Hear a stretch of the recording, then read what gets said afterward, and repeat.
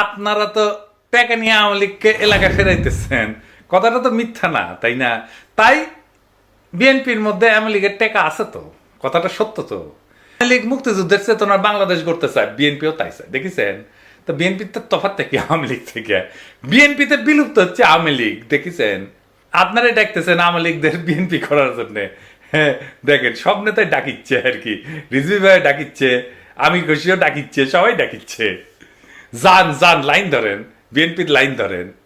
সালাউদ্দিন কাদের চৌধুরী কইছিল যে আওয়ামী লীগ একটা আশ্চর্য মেশিন, সব রাজাকার ঢুকাইলে মুক্তিযোদ্ধা বেড়ায়।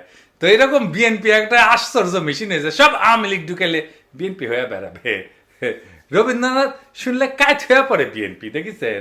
আমরা যে জাতীয় সঙ্গীত পাল্টাইতে চাই, সেই জাতীয় সঙ্গীত নিয়ে বিএনপি গর্বিত।